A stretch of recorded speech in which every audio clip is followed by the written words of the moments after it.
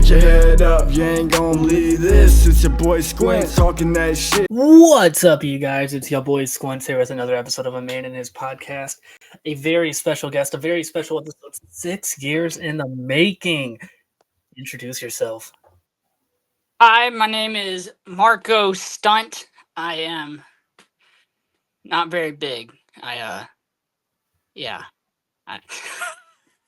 So, No, I'm glad to be here, man. Thank you for having me. This is I haven't done many interviews in a long time. yeah.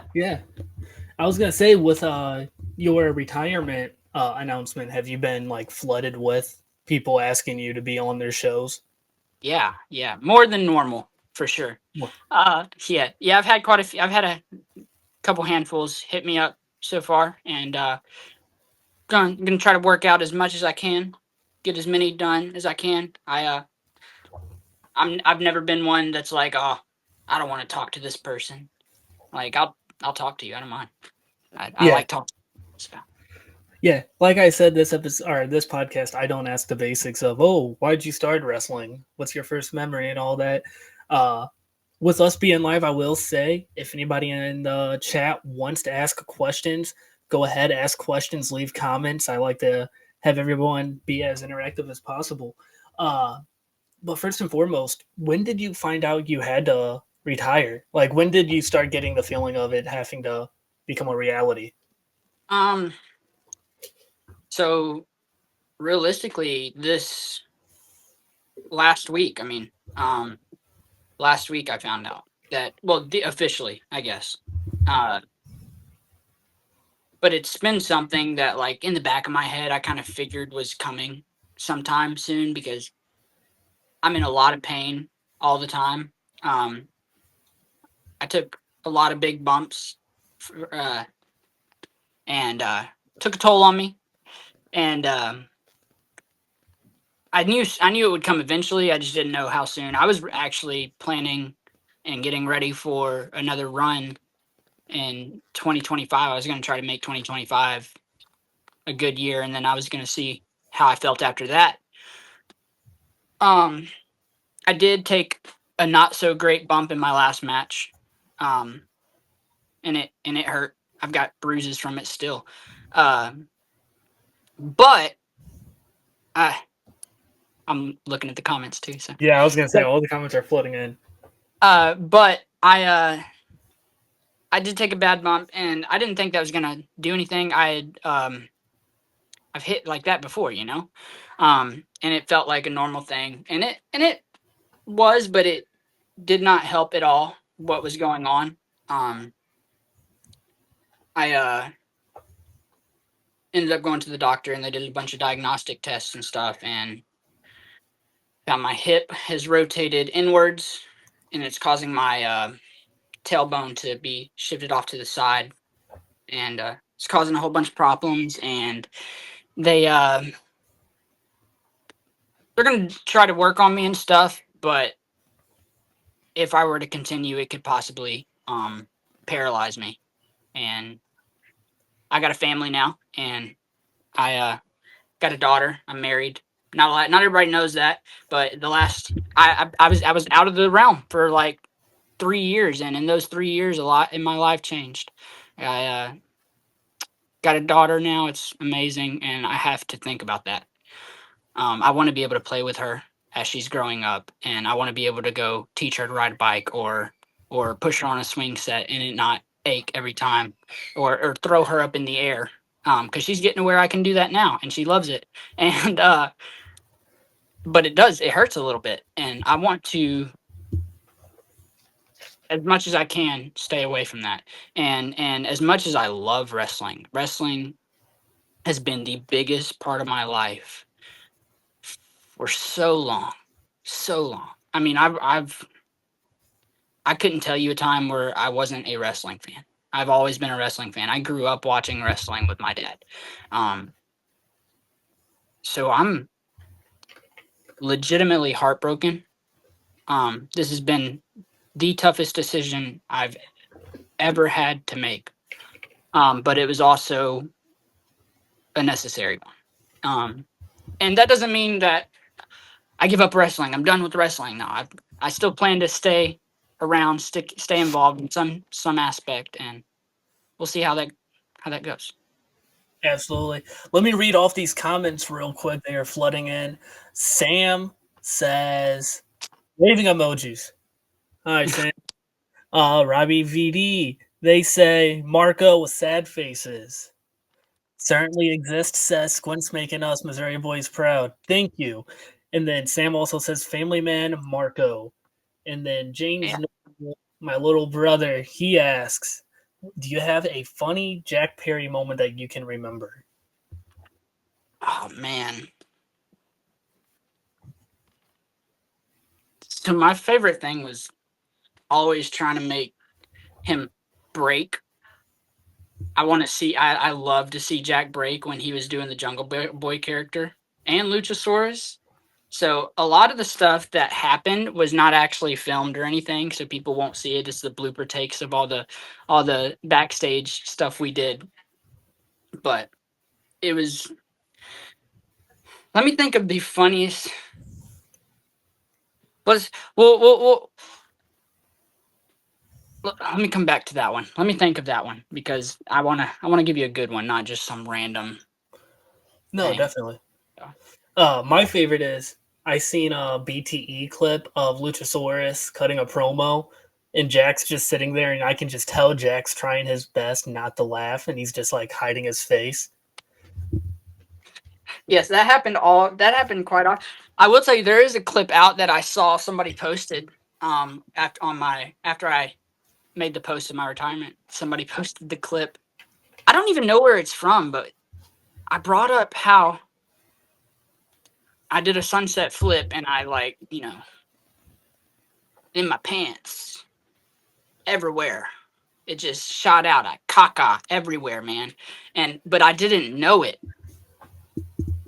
I didn't know it. Somehow I didn't know I had doo-dooed in my pants after I wrestled. Um, and I was walking around. I was like, man, this place stinks. I was like, dude, this place smells terrible. It's from BTE. Okay, thank you. Yeah, I'm like, this smells terrible. And I get to the back, and I go to like take off my gear, and I feel something squish. And I'm like, oh no, oh no.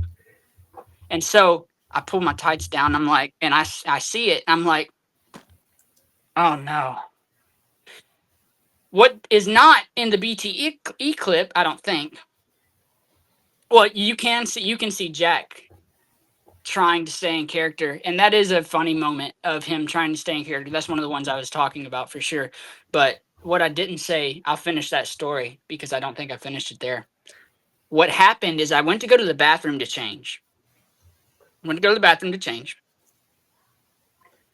Somebody was in the bathroom, and the bathroom. So there's a little hallway. I mean, I could stick my arms up as big as I am and touch the walls, right? Um, well, on this side's the bathroom, and on this side is where they're doing the interviews. And I walk by at the perfect time, and they're like, "Oh, we just wrapped this up. Marko, come do this bit with us real quick." And I'm like, "They're gonna know that I shit my pants." I'm like, "They're gonna know." I'm like, "It stinks." So I'm gonna stand up and I'm gonna show you. I was like waddling through, I was, but trying to make it not super obvious. And that was but that I ended up getting changed, and I got it all cleaned up, and I threw those tights out, and it was great. That is hilarious. Sam says the world would benefit 100 times over from manager Marko on a big stage. Sam says LOL is from BTE. And then Sam also says LMAO with quite a few O's. James also asks, he said, even being in AEW, did you watch WWE and was there any tribalism inside the locker room? Not really.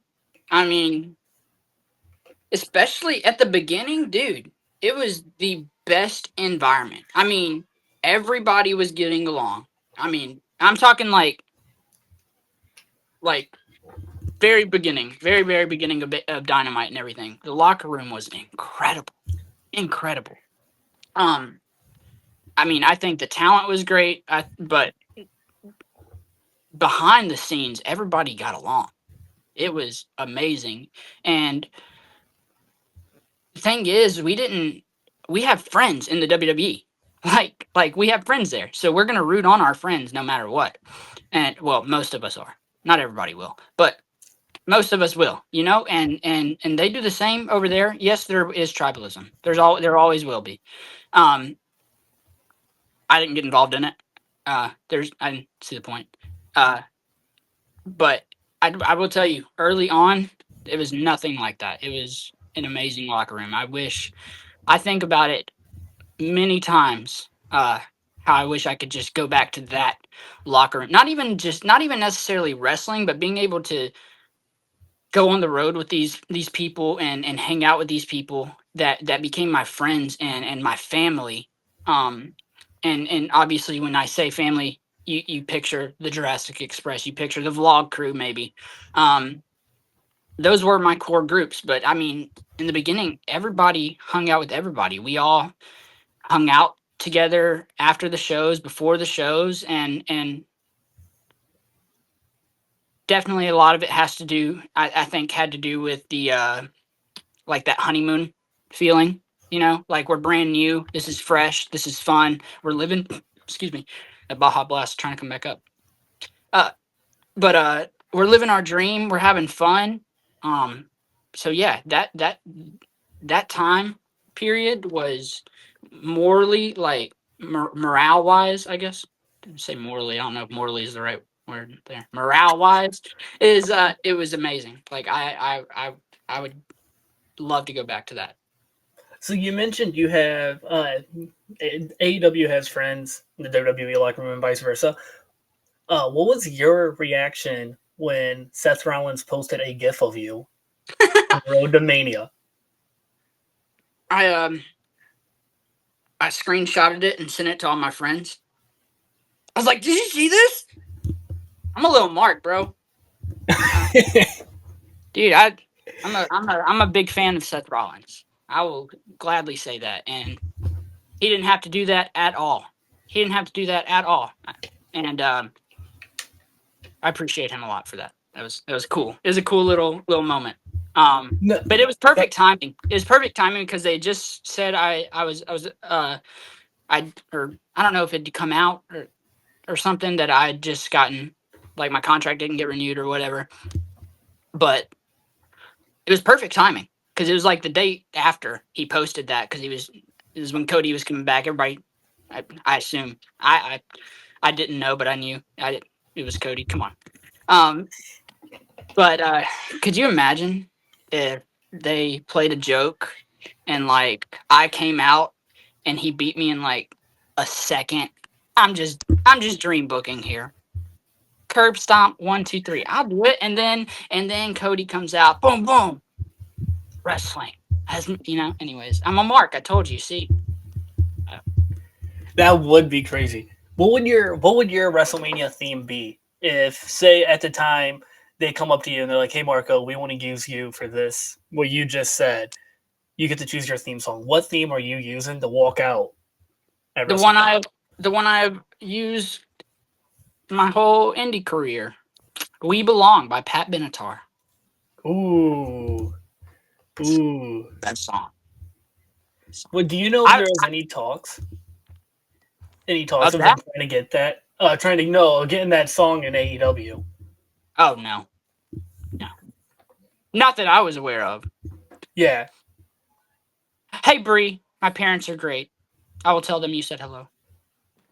Sam also asks, "What is Marko's Taco Bell order?" That is the real scoop I was looking for. Marko Stunt's Taco Bell order. 3 Doritos Locos Tacos combo, no lettuce, with 3 extra soft tacos with no lettuce, and a Baja Blast drink, mild sauce as well.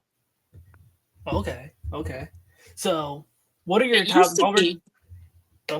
I was gonna say it used to be when they had them, the double decker tacos. I used to love those with the refried beans and stuff. While we're on the topic of food, what is your top 3 fast food restaurants? Oh my gosh. Because I don't like lettuce, Sam. Anyways, or vegetables in general, but we don't have to talk about that right now. I would have to say, because I never get it, In and Out. If I love going to Texas and California just to get In and Out. I would pay a plane ticket there and back in the same day just to get In and Out. And no, I wouldn't pay that. But In and Out.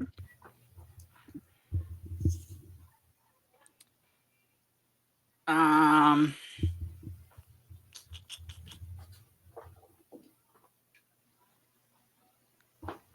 it used to be Chick-fil-A, but that's kind of, I don't know, the quality of it here has gone down.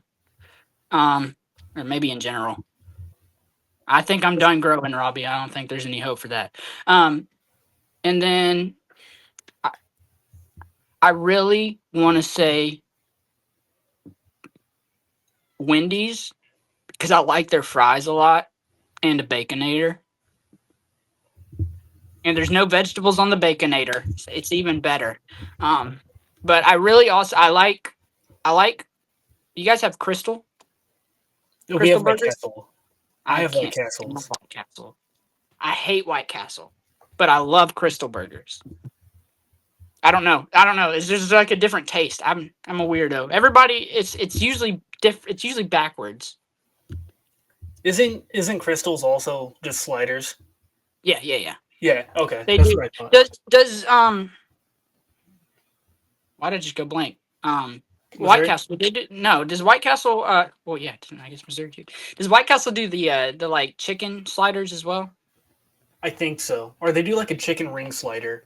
I know they Okay. do that. That's right. Yeah. Okay. I couldn't remember. Crystal has the chicken sliders and they're so good. What's your and they used. favorite? What was it? I was gonna say they got rid of them, and I'm really angry about it. I tweeted at them, and they told me to just keep messaging them if we want it back. But their corn dogs were so good. They were like mini corn dogs, but bigger than a mini corn dog. And dude, I could eat like 30 of them, and not really, maybe like 3, but they were so good.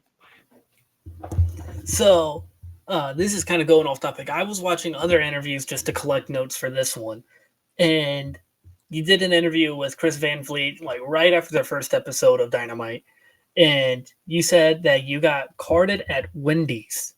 What's Yeah, the story behind that? I did. I got carded at Wendy's. So me and my brother, we're going through. It's like spring break or something. Something. Some. They're out of school for a week, right? Granted, I had been out of school 3 years at this point, and I did not look like it. Obviously, I still get questioned. But we were going through. We got a Frosty. And she looks at me. She's like, takes her card. She's like, "You boys glad to be out of school for the week?" I'm like, "Well, I've been out for 3 years, but I'm enjoying it." And she's like, and she just gave me this look. She's like, "How old are you?" And I told her, and she's like, I don't believe you. And she took my she like pulled my Frosty back and set it down. She's like, "I'm gonna need to see your ID before you get that Frosty." I'm like, and I just was like, she was obviously messing around, but I was like, okay. So I pulled out my ID and I showed it to her, and she started laughing. She's like, "You sure are." And I got my Frosty, and I still go to that Wendy's. So, have you ever been carded in any other like weird Bars? circumstances Anytime. like that? Bars, I can imagine you get carded almost all the time. Yeah. No, what were you saying? What'd you say? Like in any other non-alcohol purchasing situation, if that makes sense. No, not that I can think of. Not that I can think of, but Have you ever not been carded at a bar? yes, I have. Really? Only recently though. Like the first time happened this year, so It's not like it's brand new to me. And it's only happened twice. And I think it's because they already knew me. But All right, all right. So before we got on here, you said that tonight you were gonna watch a movie. I need to know, what is Marco Stunt's movie night looking like? What kind of movie are you looking for? And is there a favorite, like, comfort movie you have? a comfort movie, Forrest Gump. Forrest Gump, my favorite movie of all time. I've seen it so many times. I got a giant poster of it. These are my dad's posters, or else there is one up there. There's a small one up there of Forrest Gump. You can see it right there. Okay. But I have a large one like this, in mine. But Forrest Gump is my comfort movie. We're gonna watch Holes tonight. Ooh. Yeah, Holes is goat tier. I'm tired of this grandpa. That's too damn bad. Goat line. But no, that's what we're gonna watch tonight. My top 3 favorite movies. I don't even put Forrest Gump. Forrest Gump has its like own thing in my mind, so I don't use that. I have a separate top 3, and then there's Forrest Gump. So I like to say that. Why am I going blank? Shawshank Redemption is one of them. Okay. Shawshank Redemption. I love. What's that? Why am I going blank? That's because it's not the right movie. But Rise of the Planet of the Apes, the first one out of the like quadruple that they have. I love that movie. I think the story to it is incredible, and I love monkeys. I have this tattoo. It's the gorilla tattoo. And then number 3 would have to be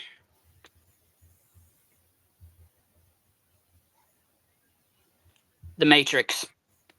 Okay. I don't know how I was going blank. I was like, I know I have a favorite, but it's specifically this last Matrix and the first one. I guess they're equal in my book, but this last one I thought was great. I thought the way they did it with he's now a game developer, and the Matrix is now his game that he made, and he's made all these games, and I don't know. I loved the way they did it. If you haven't seen it, I recommend going and watching all of the Matrixes. They're incredible. And then also, right, all the Planet of the Apes, the newer ones. I've never watched the older ones, so. I'm going to read off some comments real quick. They are piling in. As always, guys, if you have any comments, leave them and I'll read them off on air. Sam Sullivan says, "How did you enjoy Janela Get So Tight?" So I guess that first GCW show that I did, it was right after that I don't know, dude. He took me in like a little brother, almost immediately, and started taking care of me immediately. Like I was going everywhere with him. I was on all their shows, and he was making sure I was taken care of, like in the locker rooms and stuff. Like he was big brother in me, and I love him for it. And like I consider him like a big brother to me. But that first night, he gave me that love, that line that I gave to KTB. He's the one that gave me that. That was a Joey Janela line. You can go look it up on my GCW debut. Lost in New York, right? Yeah, it was. Yeah. It was Lost in New York. Such a good show, man. Top to bottom, that show was insane. Sandman, Sabu, man, it was such a good show. But no, I got to come in out of the crowd, and he gave me that line. Crowd went crazy for it. I was like, huh, it worked. Because I came from around the South. They don't say those types of things. It's a little different up there, and I was new to it, but I grew accustomed. But after that, we were texting and like about plans and stuff, and then obviously AEW came up, and we stuck together. We went into this together basically. We at one point, me, him, and Jungle Boy were the. I'll tell you this: the first episode of Dynamite in Washington D.C. We were walking around D.C. for a couple hours looking at everything. Excuse me. And I remember we were joking around and we were like, man, we're the game changers, you know, because we all came from Game Changer Wrestling. That's who helped us. That's who made us basically. And so we were the game changers for a little bit, in our own heads, you know. But Joey and I have always been tight. I still talk to him pretty frequently. It's not every day, but I don't know if I talk to anybody every day other than my family. But we keep in touch a lot. Jungle Boy and I keep in touch. Luchasaurus and I keep in touch. But yeah, Joey and I have been tight since the very beginning. Me going up there.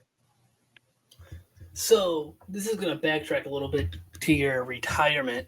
If it was up to you, who would your like quote unquote retirement match been against? Like if you could choose who your final match was, who would it be and why? So, you ever heard of a guy named Jackson Crowley? I think so. It sounds very, very familiar. He does a creepy gimmick. He's in this tag team right now called the Twins of Salem. They're around my area. They're around the Memphis area. Okay. So Jackson Crowley. I went to my first independent show around here, and he was a few years in, and he was the one that stuck out to me. I remember him specifically. And then fast forward a few years, I want to get into wrestling. We go to the show, and we ask for training. They train us a little bit. That sounded rude. They started us in training, and I eventually started to ref. And the first match I got to ref was his match against another guy. And he's so incredibly good. So incredibly good. He was there. He came to Dynamite when we were in Atlanta doing the tapings in COVID. He came with me then. But I've had my best matches with him. My best matches with him. And I will say that forever. Well, best singles matches with him. I've had my best singles matches with him. I would love to have one more and go out with him. Because it's kind of it may not mean a whole bunch to all of my fans because they may not all know who he is, but he means the world to me. He helped me and pushed for me when he didn't have to, when I was first starting in this business. And he gave me tips galore and made sure I was taken care of. He was my big brother before Joey took over. Yeah. No, definitely. Definitely. So this next segment I'm going to do, it's just going to be, I'm going to name off people within wrestling and just rapid fire one word or one sentence on your opinion of them, or just, you know what I'm saying. First person being Brett Lauderdale, promoter of GCW.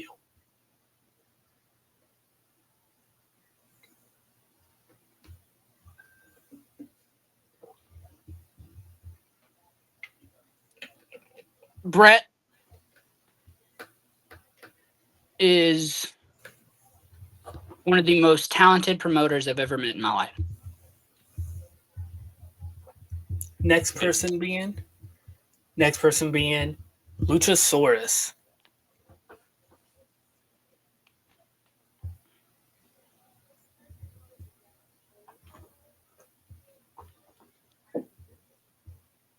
I could help you out a lot, buddy.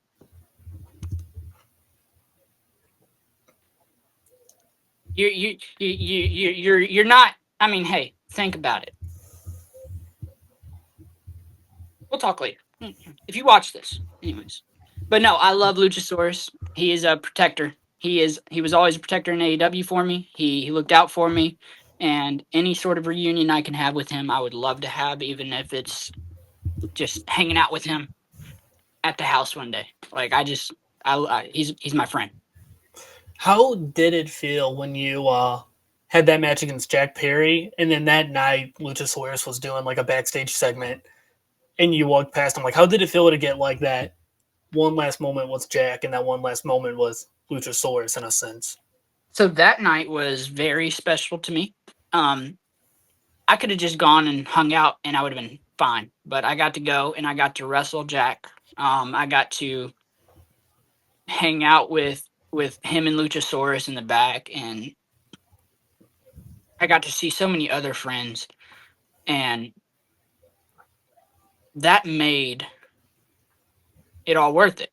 Just me being able to see them and get around that, and have that sense of like, man, these are my friends again. Like being around my friends again was an incredible feeling. And doing that little segment, what some people may not know is Jungle Boy and Luchasaurus pushed for that. They just did it. They just did it. And then once we filmed it, they were like, hey, we're going to take the camera crew and we're going to go film this and we're going to make them post it. Is what they said to me. So that's how that thing aired. That we filmed it for fun, and it ended up working out. So they have always looked out for me. They were my biggest supporters every time I wrestled.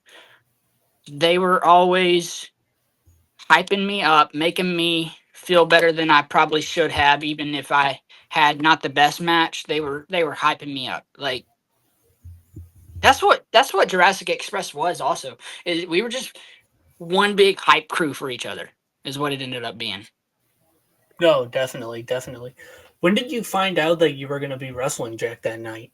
Like, was it just like bang bang? I found out at 1 p.m. and I was at the venue at 2 p.m. Oh yeah, it was right by you, wasn't it? Yeah, it was like 25 minutes, probably 20 minutes, maybe. Okay, no, that was like one of my favorite like surprises I've seen in a while. Like I was scrolling through Twitter and it was like I was just seeing everyone say Marko with question marks, and I was like, "What happened to Marko? Well, why are we saying his name?" And then I seen the clip of you coming out, and I was like, "Okay, that's what's up. That's what's up." Dude, it was a blast. I was very grateful that Tony allowed me to come do that again. It was fun. Is that who idea it was? Was it Tony's idea to have you come back for that?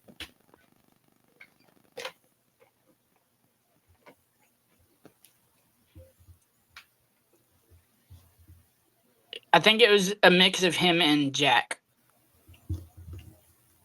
I think it was a big mix of him and Jack. I think Jack sparked the idea, but I think Tony ran with it, as usually goes. So another question about Luchasaurus. Me and my brother, we just finished. Forgot what season it is, but Big Brother. We just finished a season of Big Brother with Luchasaurus.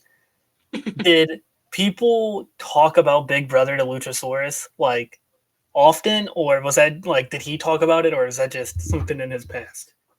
He only talked about it if we brought it up, and I only brought it up a couple times because I like to hear the little dramas behind the scenes stories because you get to hear those when you're with him. And so I enjoyed listening to those, and he loves to talk. And so it was fun to hear him ramble about this show, and I loved it. But yes, everywhere we went, every meet and greet we did, somebody would bring up Big Brother. And he'd be like, and his response would be like, "Yep, that was me." So were you trying to get like behind the scenes scoops on Big Brother and how it works? Mm-mm. Well, yes, But no, I was just asking, like, what did he go through? Like, what did he do? What was it like? Um, um, and he'd tell me all these stories, and I'm not gonna give any away. No, I'll let him do that one day. But no. they're good. They're good. They're insane, but they're good. I've heard stories from other cast members about Big Brother behind the scenes and stuff like that, and his season's pretty drama filled. So I can only imagine the stuff he has to say. I hope he. We need to convince him to do like a Big Brother podcast where he just sits there and he just rambles about it. He should do like a Conrad Thompson podcast where they watch episodes one by Oh one. my gosh, that'd be insane. I've never watched Big Brother. I've only seen 2 seasons. I forgot what other season, but then the one that Luchasaurus was on because Luchasaurus is on it. I was like, I need to see this. I didn't even watch that one. I'm a good friend. Season 17. Good friend. Season 17, you should watch it. It's a great season. I will. Yeah, my mom was into it for a while. She watched it. So she watched it before I was even friends with him. So Oh, that's funny. yeah. So this next question I ask is, before we wrap it up, if you had one piece of advice, what would it be? And it doesn't have to be related to professional wrestling, just any piece of advice for anything at all.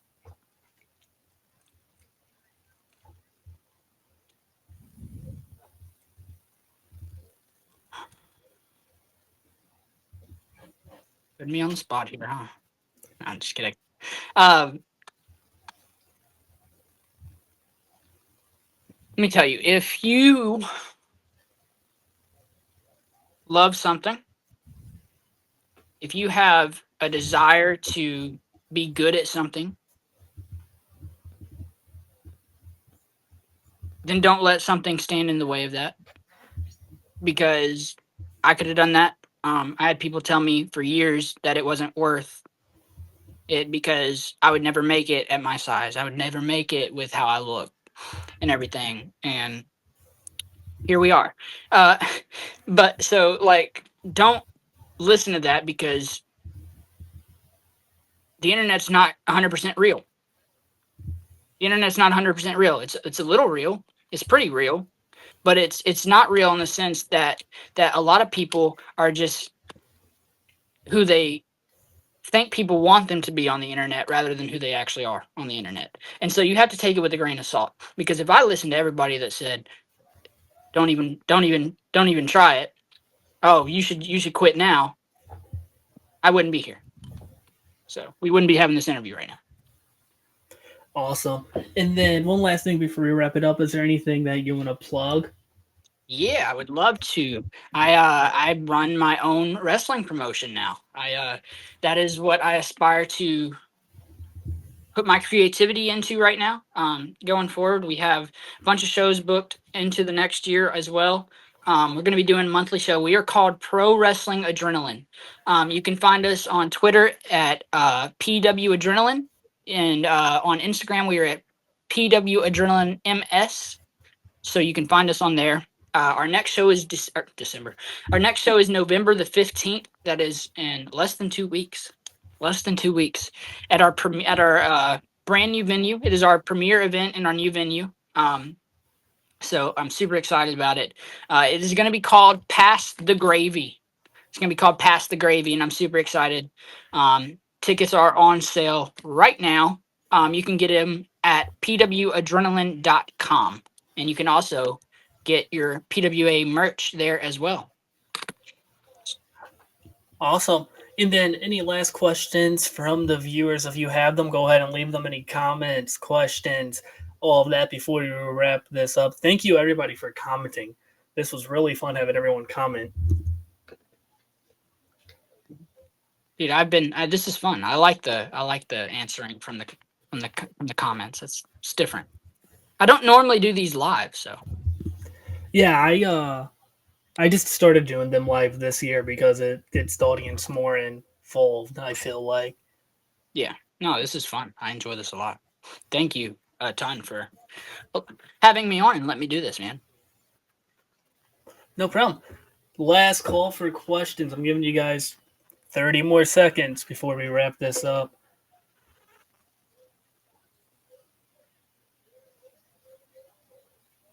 I feel like now we're just kind of sitting in silence. Oh.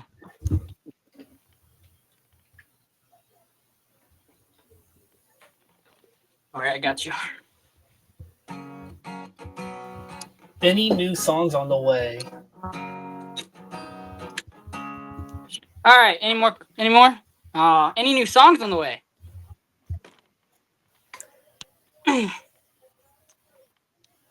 Yes. Yes. I completely forgot to ask this question. I always forget. Bort Sampson says, "Once I'm disappointed in you." Marko, if you can wrestle anyone from Jersey Shore, who would it be? That's not the question I ask. I ask if you could tag team with anyone, who would it be? Tag team with anyone from the Jersey Shore? Anyone from Jersey Shore. Let's say Tony Khan calls you up. He's like, Marko, I need you and a partner of your choosing from Jersey Shore to face the Young Bucks. Who are you choosing? And don't say Snooki because she had a WrestleMania match. They all have. Let's say they all have. No, I need somebody bigger than me. So anybody else will do. A drunk Sammy. Okay. Yeah. A drunk Sammy. That is a fantastic question. That is mad at her boyfriend. He said the wrong thing. Ronnie. I don't know why I blanked on his name. I was gonna choose Ronnie, but I think Sammy's a little more dangerous. A drunk Sammy after Ronnie pisses her off and Marko's gone versus the Young Bucks. Yeah, I wouldn't even have to tag in. I would. I just like, hey, you know what? You start. Get him. Remember what Ronnie said? Get him. Okay, and this is how it would end. And then Robbie asks, "What animal would Marko be?" ...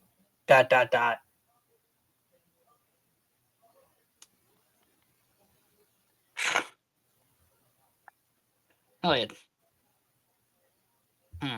That's a good question. A baby kangaroo. A joey? That's what they are. That's what they're called, a joey. Is it really? Yeah, I think a baby kangaroo is called a joey. That or I look like an idiot. And I'm just saying stuff. But I'm pretty sure a baby kangaroo is called a joey. Yeah, I'll be a joey. All right, everyone. Thank you for leaving comments. Sorry, Bort, for not asking the patented Jersey Shore question. It slipped my mind. We were talking about crystals and White Castles and Big Brother. I'm sorry. That was the last thing. I was thinking of a different reality show, brother. But that's going to do it for this episode, guys. Thank you for tuning in. Thank you, Marko, for coming on. 6 years in the making. What? Thanks for the show, you guys. Super fun. Thank you. As always, leave a thumbs up or a thumbs down. 1 star, 5 stars. Like, comment, subscribe if you want. If not, I don't care. And peace.